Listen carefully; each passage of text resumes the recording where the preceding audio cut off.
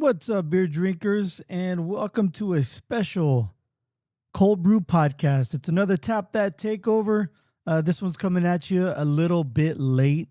I recorded this the second week in December with Ted Golden from LOC over at Tap That Downtown, and I haven't put it out because the holidays got in the way. It got kind of busy, and yeah, so I apologize to Ted. I also apologize because apparently towards the end of our conversation, it stopped recording. I had no idea. So he was right in the middle of telling us about Strong Beer Festival this year. It's going to be Valentine's Day weekend, I think he said, over at Salt River Fields. And I forgot what we talked about after that. So I apologize to Ted, number one, for this coming out too late. And number two, for some reason, my mixer stopped recording. The recording stopped. So I had to end it there because I couldn't find it anywhere else.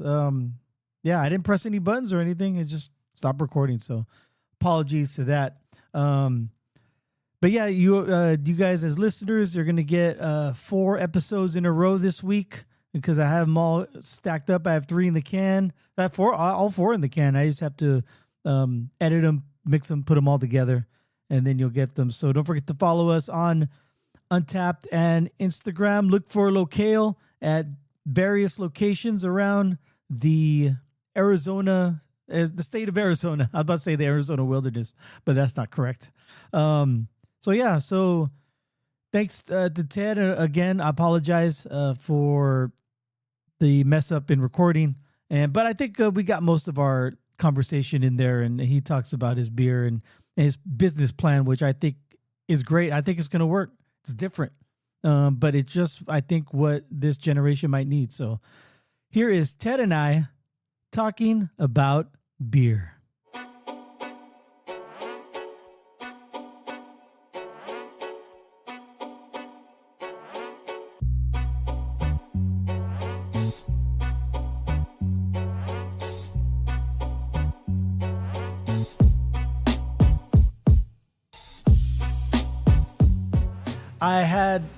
I have had your toasty before. Too bad it's already kicked here. Yeah, they tapped out, tap that. But they'll bring it back. It's been doing really well in the marketplace. Very happy with the success of Toasty and my little beer company, AZ Locale. Yeah, I had it first. I live out in Surprise. And so I had it for the first time over at Manny's place. It's it's the first craft beer bar opened in Surprise. Yeah. It's over by the high school of all places. Okay. Yeah, I noticed they brought the beer in. I actually had a couple accounts. Some of my first accounts were in Surprise. Okay. So the arcade bar out there. One Up? Yeah.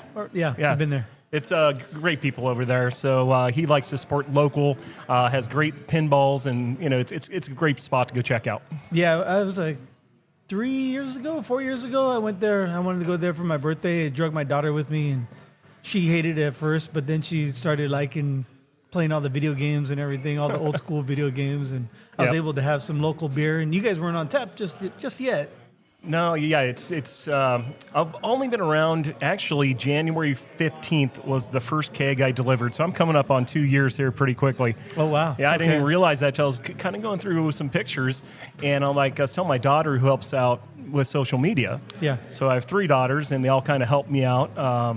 Just a quick little background on that is that, AZ Locale, it's a family-run business. My wife does the books. Okay. I do everything else. My daughters help out with building of my tap handles and some social media. So my whole goal after selling Arizona local beer, my 25th anniversary of that, I wanted to sell great beer to great people. Okay. And just go out and have fun. Yeah. Yep. I noticed you don't have a tap room or anything, right? No. I don't know. Brew? I guess I brew everything out of the Santan Brewing Facility, the one off of Arizona and Warner. I first started off using the equipment downtown Chandler, so I was able to utilize their number 3 license and do self-distribution. So by doing self-distribution, we can brew in small batches and kind of grow and scale up quickly. Their facility that they have in downtown Chandler was their original pub. But their new facility is all state of the art. I grew the brand pretty quickly, self-distribution for right around 5 months. And I grew up to 100 draft counts real fast, delivered all the kegs myself, did all the line cleaning myself, really brought back that old school, hey, this is craft. I want to go out and hustle. I want to show people that, hey, this means a lot to me and my family. Yeah. And that 10-barrel batch turned into a 20-barrel batch, 20-barrel turned into a 30-barrel batch. And before you know it, I'm brewing at their state-of-the-art facility on Arizona and Warner. And the reason I chose Santan to do AZ LOC Ale there was they own their buildings. They own their equipment. Yeah. They have a laboratory. They put money into the building.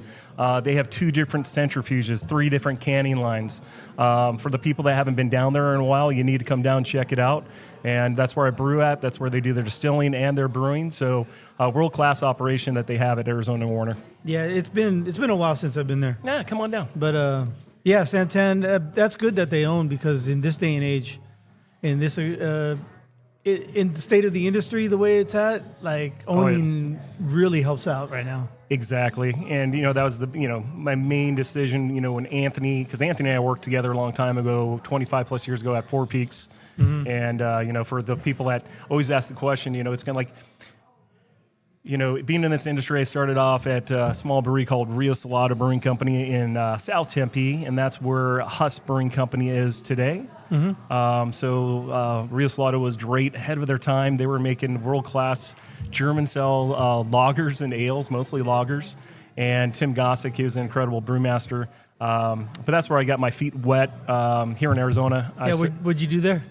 I was their first salesperson. Okay. I came out from San Diego. In San Diego, I kind of cut that's where I started my beer career, I would have to say. Yeah. In San Diego, I worked for a distributor that was called Coast Distributing, which had local beers, but is also an Anheuser-Busch distributor, not owned by Anheuser-Busch, because some of them are. So currently they are now owned by AB, but it was a family-owned business, and I learned how to go out and do distribution and execute well in a timely manner. It kind of taught me how to go out and run a good route, keep a relationship strong. And that's when craft was at its just starting off in San Diego, because in 1996 you had all these great breweries that started. You had Stone Brewing Company, Ballast Point, you had Alesmith, all in the class of 1996. Wow. Even Four Peaks here locally started in 1996 as well. So there was a great class. I think Firestone started in 96. So the class of 96 in the craft industry is a great class to be a part of. Yeah. I mean, you just named a bunch of stalwarts right there. Oh, yeah. And, I grew up in Southern California, but I've been out in Arizona for over 30 plus years. I raised all my kids here. So I love Arizona and everything it has to offer. And it's been a fun ride selling Arizona craft beer for as long as I have. Yeah. And now I got my own little beer company, and it's been great. So this has been like a little seed in your mind for years to do this, or is this something just recent? No, it's you always want to do something on your own. Throughout my life, I started off working at a grocery store when I was 14 and a half, when I was able to get a work permit. Yeah. And I learned the ins and outs of the store. And then after I got bored of the store, I worked at a man movie theater. So I get to learn about concessions and customer service. But, I needed something more. So this guy offered me a job in Manhattan Beach, California, at a really cool hotel. Yeah. And at that hotel, they had 32 rooms. It was a boutique hotel from England, and this family ran it. So I was the maitre d', I was the busboy, I was the barback, I was the bellhop, I was the banquet guy. I learned everything from great professional people in the service industry, how to treat people right. And I really loved that job, because guess what? It paid really good. I was in high school. I was doing 3 sports, and I was able to afford everything for myself, and taught myself, hey, you got to go out there and get it if you want it. But it exposed you to just a bunch of people, like different personalities and different wants and desires and, idiosyncrasies, if you will. Yeah. I learned how to change a keg, when I was, 17 years old. I was being a bar back. Hey, Teddy, go get me this keg. And, it's like an English pub, so they had some pretty cool beers. Mm-hmm. It's kind of like they had Double Diamond and, at that time, Bass and Guinness and a couple other cool beers that normally you wouldn't see at a hotel bar. Right, so, yeah. So that's where you, when did you start drinking beer? I didn't really drink much beer in high school. Yeah, neither did I. It wasn't until college. Yeah, it was in college, and my wife, at the time, she was my girlfriend. Yeah. And we grew up together, grew up on the same street, and she ended up going to Chico State after we were at a junior college together for a bit. She went to Chico State, and I went back to Arizona. Yeah. And so I would travel to go visit her, and Chico State, I would always say, I'm going to go visit my girlfriend, when I was actually visiting both her and my first craft love, which was Sierra Nevada Brewing Company. Hey, mine too. So great town of Chico. Got to go visit my wife, Stephanie, and at the time, my girlfriend. And, I'd go over to the brewery, and I'd learn, and I'd taste different things, and beers that I'm like, wow, what is this flavor? What's this hop all about? And and then when I grab a 6-pack of Sierra Nevada Pale Ale, it's crazy because you'd have these awesome parties, back in the day, and I would have a 6-pack of Sierra Nevada. That was my go-to beer. Yeah. But nobody would want to touch my beer. They're like, it's not they didn't want to touch Teddy's beer. They didn't understand it. They're like, oh, Teddy's drinking that perfume beer. It's so I'd explain to them. Back then it wasn't even craft beer. We just considered it premium beer. Yeah. So it was great. So that's where I kind of got into craft, and I was bartending. Yeah, what a great place. I was bartending in Tucson at a place called Ovens Bistro Bar and Grill. I was 19 at the time, going on 20, and the owner of the establishment let me, bartend and learn on the fly. And but the cool thing is his name was Jim, and Jim basically, he had this idea of, I want to have different beers on draft. I don't want to offer domestic beer. He thought domestic beer brought in riffraff, according to him. That's what he would say. I'm like, well, there's a beer for everybody. That's an interesting take. I never really thought of it that way. That's what he said. But he had beers like St. Pauli Girl on draft. He actually had Double Dime in there too. And then in the craft, that's when Samuel Adams was hitting the market pretty good. Sierra Nevada was there. Mendocino Red Tail was there. Oh yeah, Red Tail. Remember them. And Samuel Smith's Oatmeal Stout. Oh yeah, it's crazy. That was the beer list, and I still remember it to this day. That I like that. That was one of my first English beers I ever had. I remember seeing it at Beverages and More. Yeah, and I was like, let me try this one. I just saw a keg of it being delivered the other day. I'm like, wow, they have those disposable kegs, and somebody, I think it was an account at Desert Ridge that was getting it, and I'm like, wow, I have not seen that beer on draft in a long time, so I might have to go try that out. Right on. And so he was the one who taught you how to serve beer, or he didn't. He kind of just gave me the opportunity, not only to learn about bartending, mixology, new craft beers, and then when I was serving them, occasionally you'll get a supplier or somebody from the wholesaler came by, and you get some knowledge from them. So he just picked up on knowledge throughout the years, and then I eventually worked my way back home to California, and in Hermosa Beach, California, I ran a bar. Great spot, Hermosa, if you never been. Ran a bar there, and I started bringing in a lot of craft. So half the draft, because I believe there should be a beer out there for everyone. I had great domestic beers, and then had everything from Guinness, and then, had Samuel Adams. There wasn't a whole lot of local offerings at the time. All the local offerings were just local brew pubs. But then that's when you started having like Pete's Wicked coming around, Red Hook. I remember that beer, Pete's Wicked. I haven't seen it. I think they're gone, right? I think they might be. Yeah, that's a good question. I have to look into it. But that's where I think I really got into beer, was because Pete himself, Pete's last name I think was Schlossberg or something like that. He had an interesting last name, but very nice person and one of the pioneers of craft.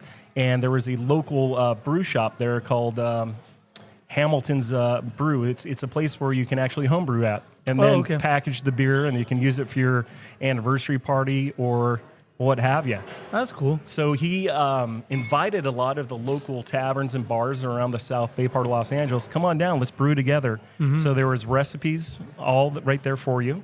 You get all the ingredients right there. So you kind of went off the recipes, or you can doctor it a little bit, which I did. And I made my version of a Sierra Nevada Pale Ale. And it turned out great, and was able to bottle it off, and I shared it with like neighbors and friends and family.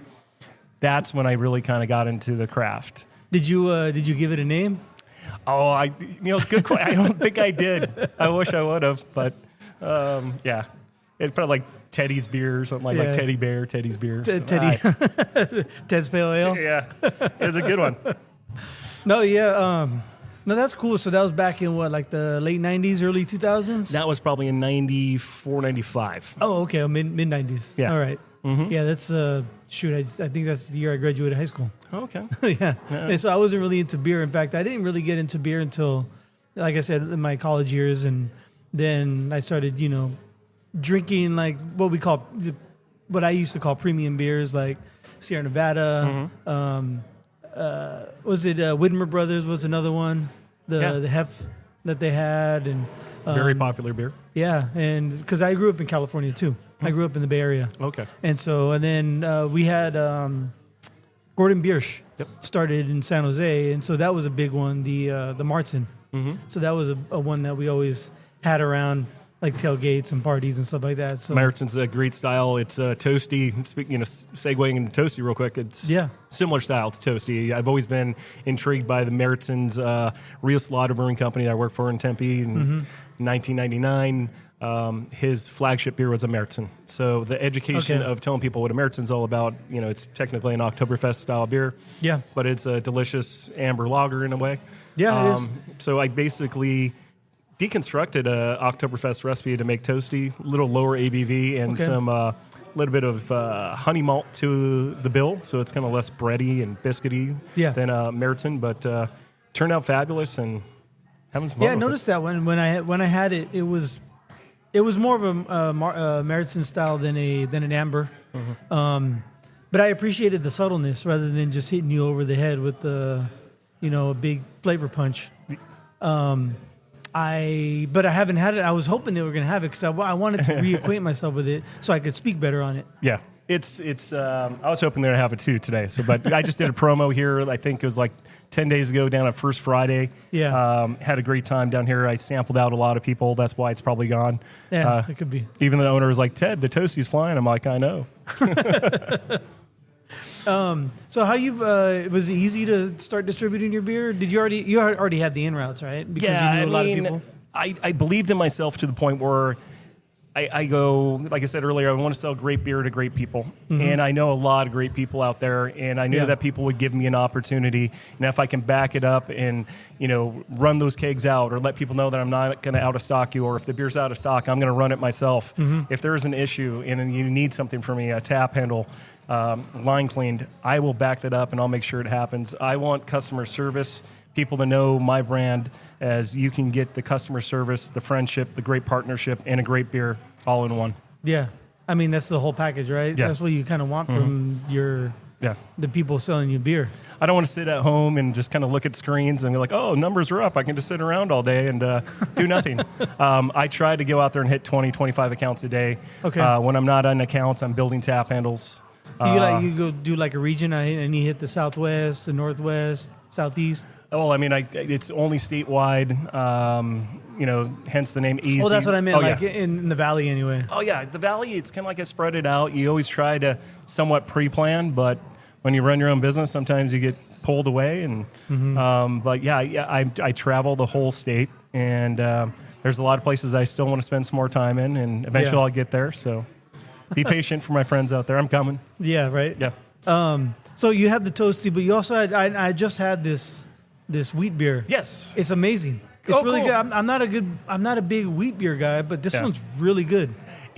Cactus Bird, I call it a juicy wheat ale. I wanted to, I like to zag when people zig. So toasty was a no-brainer for me. I wanted an amber, I wanted a lager, and lo and behold, let's go for an amber lager. Most ambers in the state are amber ales. Most of them are over 6%, upwards to 7.5%. Arizona, I think, was needing an amber beer that was lagered and something that's approachable. I don't want to dare you to drink my beer. I want you to enjoy it. Beer is a social beverage, so enjoy it. All my beers are 4.8 after our state of 48. I like to call it State 48. If you haven't seen my tap handles, made out of skateboard trucks, skateboard wheels. So, so the next beer after Toasty was Cactus Bird. Cactus Bird, I didn't want to do a juicy, hazy IPA. I wanted a American wheat, so I kind of called it a juicy wheat. And it's an American wheat that has fun hop called Dulcita hop. Dulcita hop is a hop that Anthony and Gabe found a while back ago, and then when I get a chance to try it and smell it and taste, and I'm like, I want this for this style of beer. And they're like, dude, it's gonna be perfect. I don't need to add any fruit to the beer. The hop itself gives all the fruitiness. So I get everything from tropical notes, peach, coconut, citrus. because I keep on wanting to, maybe I'll add something to it. And I think eventually I might have a variant like a prickly bird or a nectar bird. So I can always have this as my base beer and have some fun with some variants. Wheat beers are fun to do different variants of. And didn't you put prickly pear water in it? Yeah, so at the very beginning, I started putting like organic prickly pear water, and I kind of slowly backed off on that. I'm like, okay. It kind of gave it a little bit of a tartness to it, which was pleasant in a way, but I think it's better without it. So this version does not have it? No. Okay. All right. I started doing that, and then I'm like, it's a cool little hook, but it's the sales guy in me. You got to have a little bit of a hook, right? No, but it does taste like there's some type of adjunct in it, but there's not, or a variant of it. Yeah. And it's amazing. It's good. Yeah. I like it. And to your point, it is a juicy weed. It's not a weed. It's not a fruit weed. It's because that's what I say it a lot of time on my show is that fruit wheat beers to me, this is only to me, my own palate, tastes soapy. Yeah. Like a raspberry weed or a blueberry weed. That for some reason, there's a soapy quality to it that turns me off. But that's just me. I'm not, saying that it's there, but that's my perception.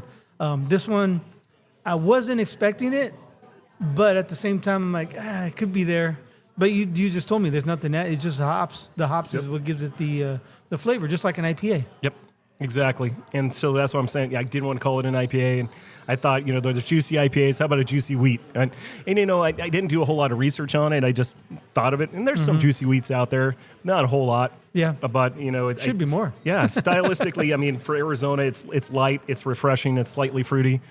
Well, the people add wheat to hazy IPA sometimes too, right? Yeah. Wheat and oat and all that stuff, just to give it a little. And I tell people, hey, if you want, and I've done this in the past, and that's how some of the cool beers come to be. Is you can play around with it and maybe put a little top it off with a little bit of your favorite juicy hazy IPA if you want a little more hop character, or if you want to add a little more alcohol to it, because. Being at 4.8, you want to get it to 5.5 or something like that, 6%. Oh, yeah. You can take your favorite, whether it's like Juicy Jack or your favorite hazy IPA out in the market and kind of make it into something, your own, I guess. Beer blends are great. Yeah. I was at Lake Pleasant like 2 weeks ago, and I was told by a friend of mine, hey, you got to try these two together, and they were. It was amazing. Yeah, it was an amazing. I couldn't tell you which two they were, but it was a great beer blend. Oh, awesome! And you can go traditional too. It's kind of like my friends at Guinness. We've done it here and there, but I think next year we're going to have a bigger push on it. It's Toasty and Guinness. If you haven't had it, it's called Toastiness. It is delicious. that's a great name. My buddy calls it burnt toast, which I'm like, I like Toastiness a little bit better, but Toastiness, it's. When I was bartending back in the day, it was always, Harp, Guinness. That was your true half and half. Yeah. Then you Black and Tan was Bass. Then you got Schmittix came along, and you had something a little more malty. And if you look at Toasty and you taste Toasty and you do that half and half, it's actually a blend of all three. And it's like a perfect half and half. And Toastiness is harking back to your San Diego days, because that's like a total surfer term. Yeah. Yep, Toastiness. It's just fun to say, and it's fun to drink. Yeah, I got to try that. Oh, my God.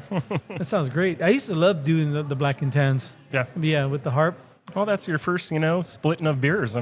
Some people frown upon it, and some people, it's kind of like the Reese's Peanut Butter Cup. It's your chocolate and peanut butter, and there you go. And plus, it looks pretty. You have the black on top. The whole it's a science experiment, really, with the specific gravity of the two beers. Yep. Being able to stay apart. So I just think it was fun to look at. It's also delicious to drink. So yeah, Toastiness. I'm digging that. That's a good nice little push. This St. Patrick's Day out there, everyone get a Toastiness. Yes, it's the beer with the mostiness. Oh, shit. Raise your glass and say prostiness. Oh, my. All right. You thought of this. Going. Yeah. You thought of this plenty of, you thought this way out, huh? Yes. So you mentioned skate. Did you used to skate when you were a kid? Yeah, I did. I was the first kid on the block or in the neighborhood to have a launch ramp. So I wouldn't call myself a carpenter. You can ask my wife. I'm terrible. I usually break things. I'm good at breaking things. All right. But you know what? I made the coolest launch ramp ever. All right. And I made it out of 2x4s. And I made a sturdy frame. And then I had this nice lip. So you really got a nice launch off it. Mm-hmm. It was only like 2.5, 3 feet high. That's Well, pretty big. we were actually launching way up in the air. So my buddy 2 doors down, he had a quarter pipe. So you go up the quarter pipe, kind of turn around, then you get going, get your momentum, go off my launch ramp. You got to sign the waiver from my mom first before you can do so. But I saw my buddies. I was good at certain things. I can ollie off of it. I can do a crappy method air. You could do no Christ air. No, my buddies that were getting sponsored. Really? They were Wow. doing 360s. They were doing all kinds of great stuff. So, but I always was inspired by a couple things. My dad gave me a Santa Cruz skateboard when I was 5. So in 1977, I still have my wooden Santa Cruz skateboard deck hanging in my kitchen. Wherever I lived from, I was on my own when I was 19, and I've had that skateboard deck with me. I never lost it. And so it's sitting right there. It gave me inspiration to do my own brand. Also, doing your own brand, you're going to fall and hurt and have bad days. Yeah. But you're going to pick yourself back up and try again. It's kind of like skateboarding. Skateboarding, you're probably going to fall. You might hurt yourself, but your friends aren't going to laugh at you. They're going to say, "Hey, get back up. You almost nailed it." Yeah. So my friends out there that believed in me, they're just like, "You know what, Teddy, go out and do it. You can do this. If I fail, I can get back up and I'll keep on trying." Yeah. So Until you nail it. yeah. So I played 3-year-round sports growing up, but skateboarding was one of the sport that is about community, and it's kind of like craft beer. So it's it resonated in me, and I wanted to find how can I have the skateboard kind of vibe with Arizona, and obviously the dry surf, the sidewalk surfer. There's a lot of great stories. There's actually a free skate show over at the Tempe Center for the Arts going on right now. So anybody out there listening, go check that out. I think it stops in January. Or swing by Sidewalk Surfer, see my buddy Tim Dowds. He's been an inspiration to me too. And obviously we got Cowtown out there and other great skate shops. But no, it's been fun. Building the tap handles, telling my story. The tap handle thing was like, I got to do this because I'm like, it's such a cool tap, and telling unique. I can tell my story through my tap handle. Mm-hmm. And I have like kit where I go into the bars, I make the tap handles, I give them to my distributor. Well, they actually purchase them, and then if an account wants custom to their color scheme, or they want a short truck or tall truck, a black truck, an alloy truck, I can come in and it's like Build-A-Bear, but build a tap. So it's like I come in with this kit and I have all different colored wheels. So I dye my wheels. That's I cool. can make them different colors. I have light up wheels for the darker bars out there that want to light up the wheel. So the tap handle and building it with staff and getting to know the staff to tell my story. It's been a whole lot of fun. That's cool, man. I remember growing up, I tried skating. I was really bad at it. I can kick. That's about it. Kick push, and that's about it. Yeah. Never was able to ollie, couldn't do anything, but I used to love watching it. Yeah. We had this one water park in San Jose called Raging Waters. Oh, yeah. And they had a half pipe called the Boomerang half pipe, because it was like an L shape. And I remember we went there one day just to go to the water park, and when you're walking up the steps and waiting for your turn to go down the slide, you can see the skaters. And one day they had Christian Asoy and Pal Peralta were there. Nice. And like Asoy, he could just get mad air. Oh, yeah. Right. And he just it was like he was like going up like twice as high as the height of the half pipe. Oh, yeah. And it was just amazing. And I always loved it. Back when that documentary came out, there was also a movie, right? The Lords of the Dogs of Z-Town. Yeah, Dogtown. Yeah, Dogtown. Yeah. The documentary was fucking amazing. Oh, yeah. The movie's okay. I mean, it is what it is. It might as well just be gleaming the cube. But but that documentary was amazing. The way they used to. Did you ever skate in a pool? No, I never skated in a pool. I have friends that skated in a pool. So it's kind of like, for me, growing up, skateboarding was fun. I couldn't go to that next level. I had friends that would go. I mean, I tried the half pipe. Sounds like you were busy playing 3 sports at the hotel. Oh, yeah. I was working, I was playing 3 sports and then skateboarding, but it was a whole lot of fun. It was fun watching my friends, to your point. Just watching somebody do something spectacular on a skateboard is pretty neat to see. Yeah. Yeah. Oh, I even enjoy it now when they're like on the X Games.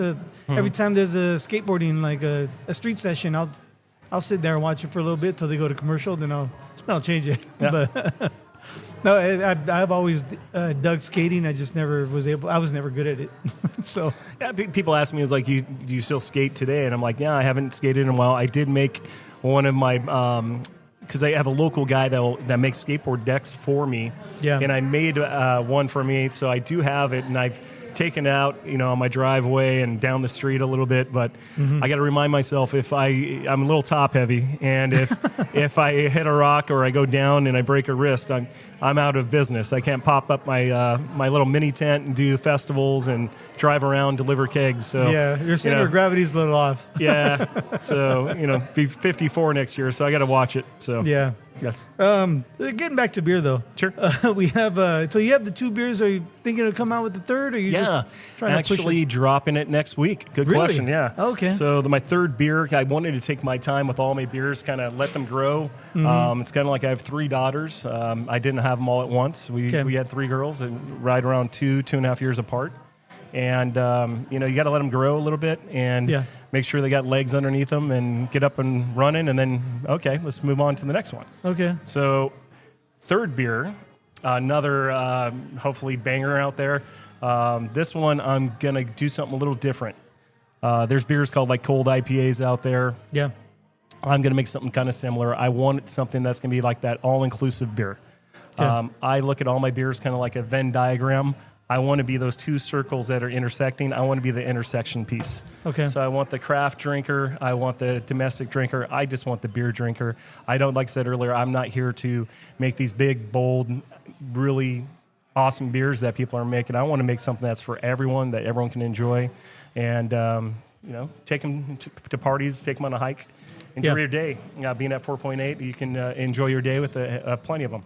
So this one, it's going to be light, bright, crisp, clean. It's got a little bit of flake rice to it. It's got some West Coast hops into the boil. It's got a little bit of experimental hops on the back end of the brewing process. Yeah. So it's going to be really dry, refreshing. The beer name is going to be called Drafternoon. It's a play of enjoying wonderful craft draft in the afternoon at your favorite establishment. Yeah. So it's kind of like, hey, bro, let's go Drafternoon, or it's Drafternoon somewhere. Yeah. It's going to be fun. This beer is definitely going to be bringing the fun back.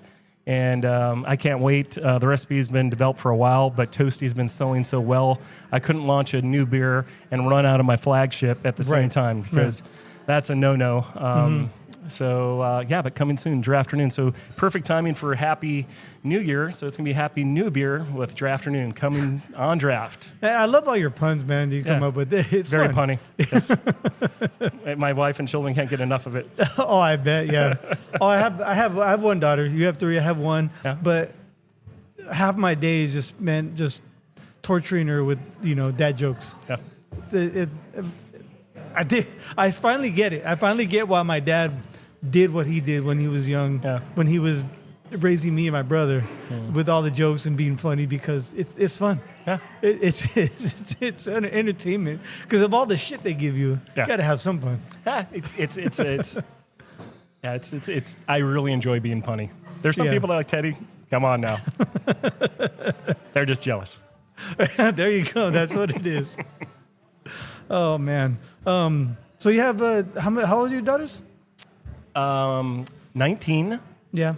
21, and 23. Oh, okay. Nice. Actually, did I screw that up? I might be in trouble. Nah. I got 19, 22, and 24. Okay. All right. Sorry, girls. Yeah, you don't want to. Yeah. You don't want to take a year off. Going by pretty fast. Oh, I know. Mine's 14, and she just got into high school, and this year it feels like everything's on turbo now. Yeah. It was fine. It was elementary school was cool, middle school. Now she's in high school. It's like nonstop every day. Yeah. There's something. Mm-hmm. And all right, I still have 3.5 more years of this at least. Yeah. And I got 1 graduated from ASU, and I got 2 nice. at University of Arizona right now. One will be graduating this year coming up, or in 2026. Yeah.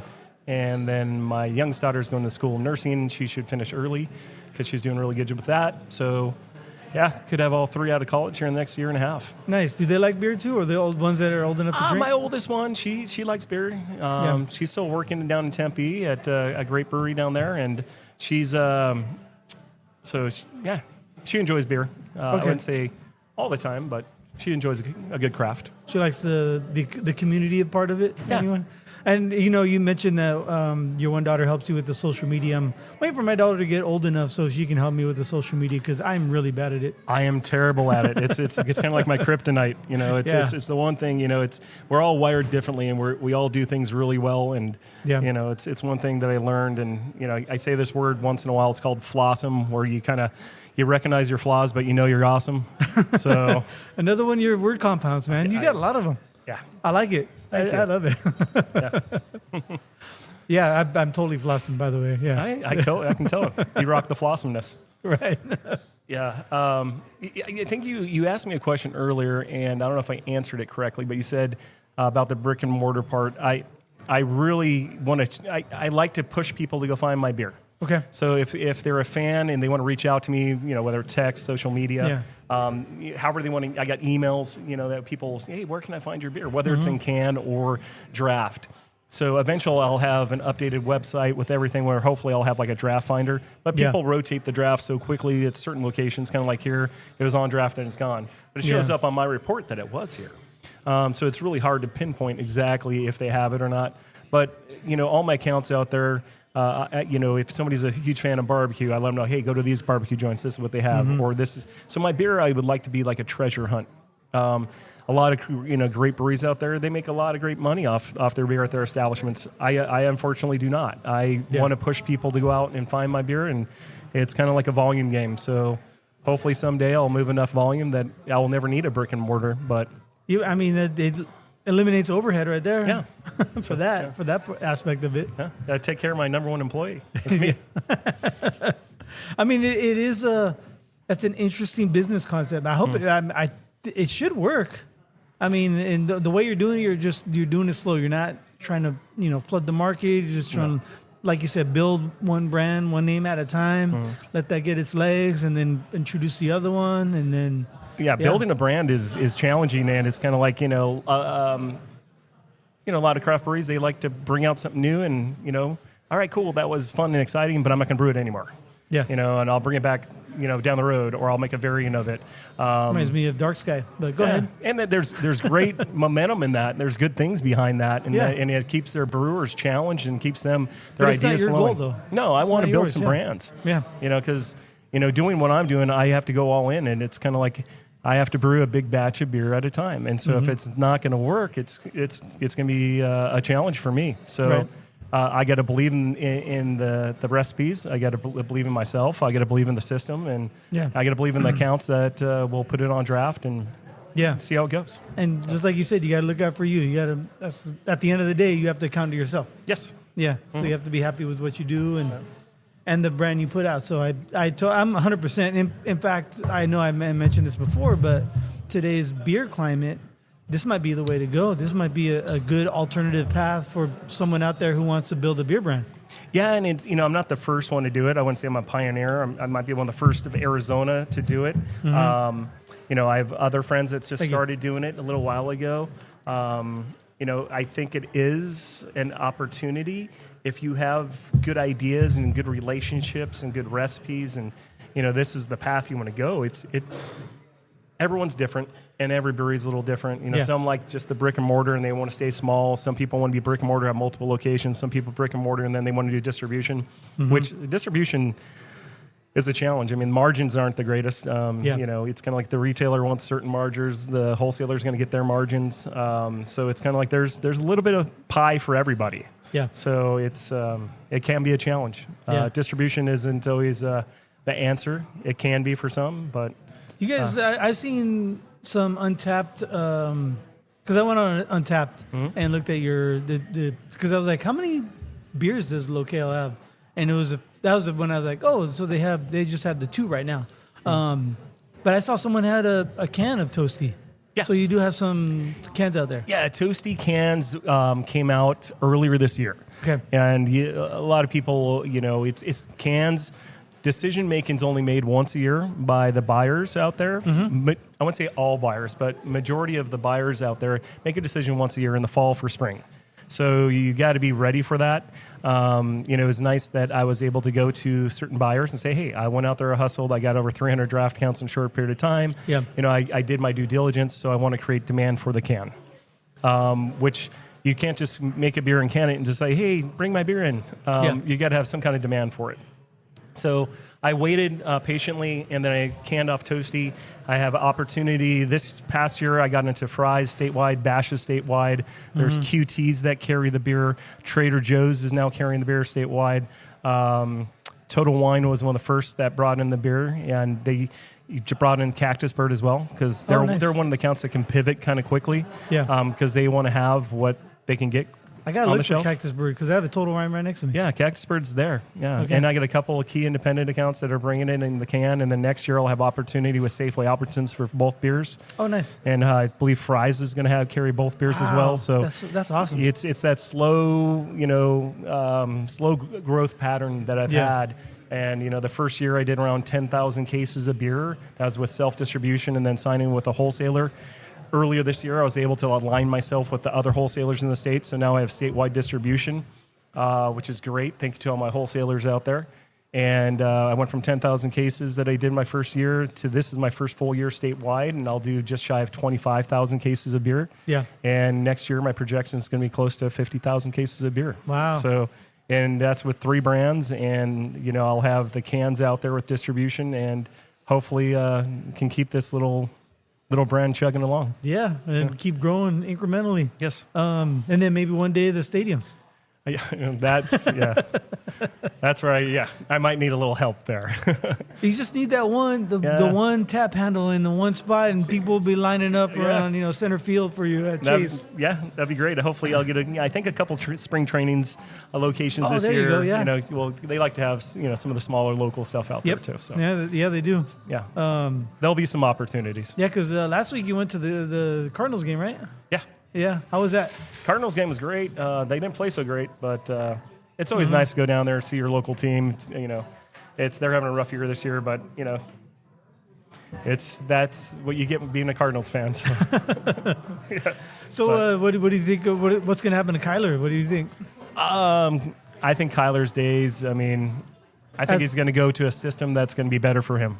Yeah. I think he's going to go out there and just like some of these quarterbacks that had their little resurgence, like the Darnolds of the world, and even the guy Indiana Jones, Daniel Jones. Oh yeah, from too Indiana. bad he got his Achilles. Yeah, but it's nice to see that these guys. They were all great, high-rated draft picks. They were for a reason. They just probably need to be in the right system, and I think the Cardinals probably move on and find somebody that's better for their system. And they got about as much as they could out of him. Yeah.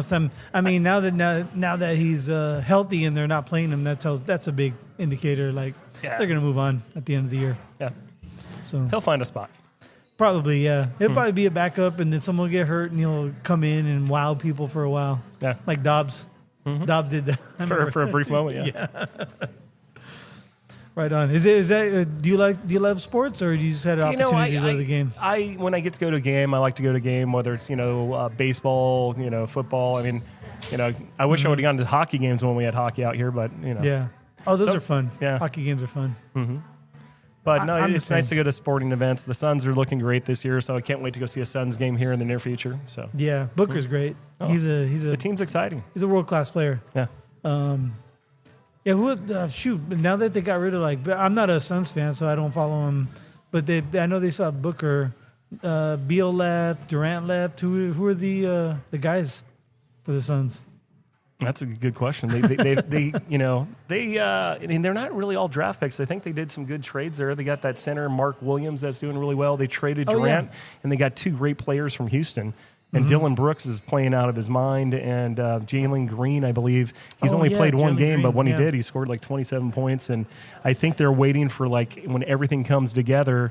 Even though that they're playing great right now, this could be a spectacular Suns team, and they're young, and they Booker's starting to show leadership out there, which is great. Yeah. So he has to. Yeah, I think there's a lot of upside to the Phoenix Suns.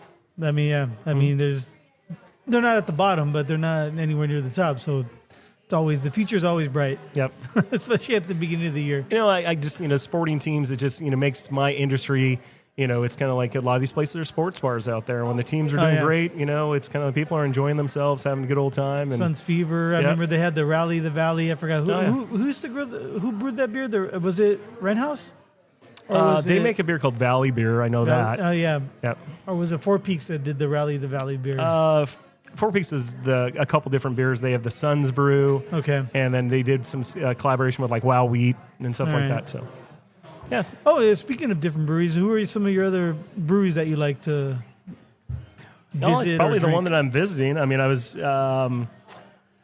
might be going down to Tucson here pretty soon. I like seeing my friends over at Dragoon Brewing Company. They do a great job. Pueblo Vita down there in the downtown area. Yeah, they had. Did they have distribution problems for a while? Because I wasn't getting them up here for a little bit. Now they're starting to come back. I'm not sure about that. Is that Pueblo Vita? Yeah. It's.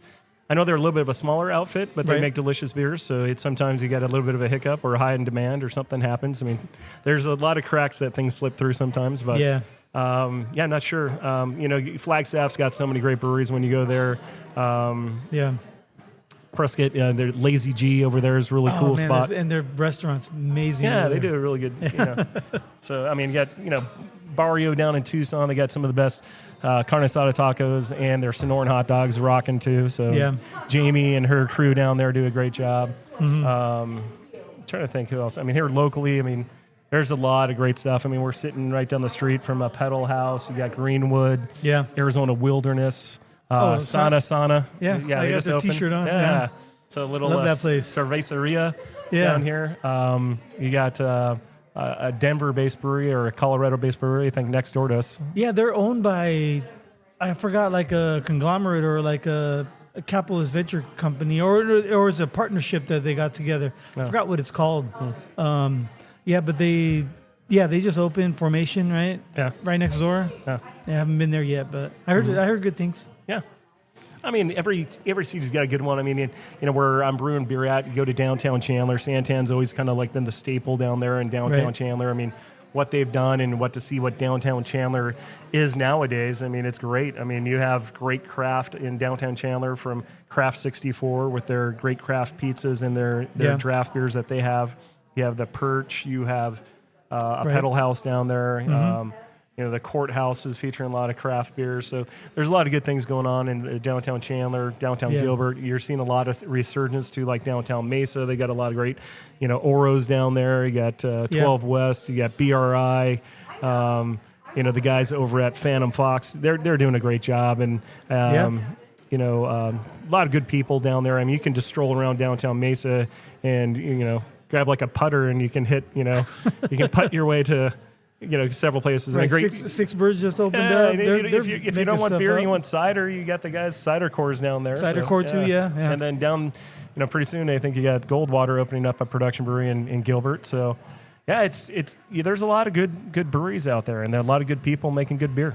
Yeah, when I talk to like sales rep or marketing people, they say that's the socio-demographically that's the densest place in the valley. So that's kind of where you want to have a foothold in if you're not based down there, like Mesa, Gilbert, Tempe, that whole area. So that tracks, and that's why like a lot of the beer festivals. When I talk to some of the guild members, that's why they're always in like the Central Valley towards the east, because that's where most people live. I live out in the west, and I hear people grumbling about there's nothing out here, no one.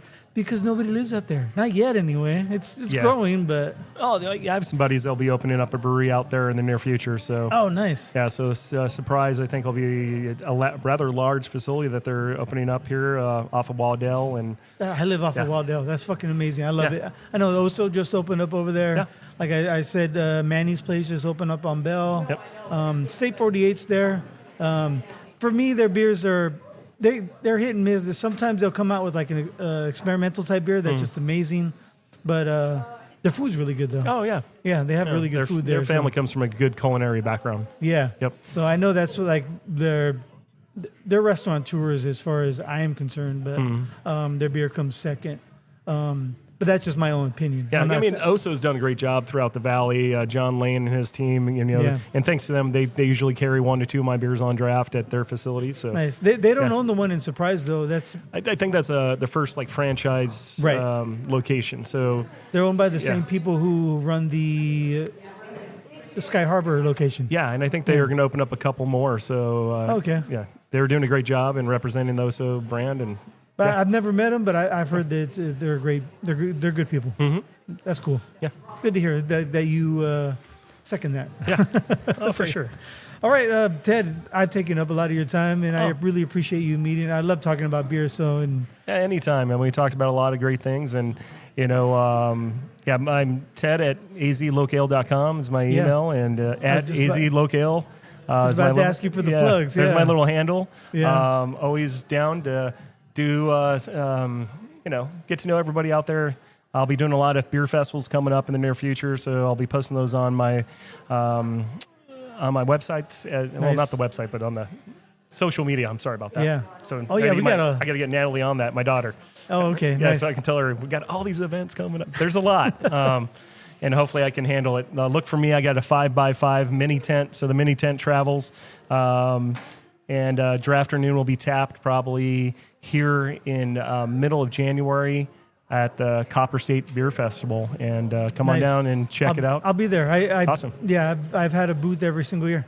Awesome. Yeah, Joe invites me to come out and talk to people. So good deal. If you're not too busy, come out and say hi. And then Strong Beer Festival, don't forget, get your tickets now. It's selling out fast. Oh, yeah. Strong Beer is the big guild fundraiser. So I am part of the Arizona Brewing Guild, and they do great things out there for all the Arizona craft breweries. But this is the one where they're going to raise a lot of funds. There's going to be a lot of exciting Arizona brands out there.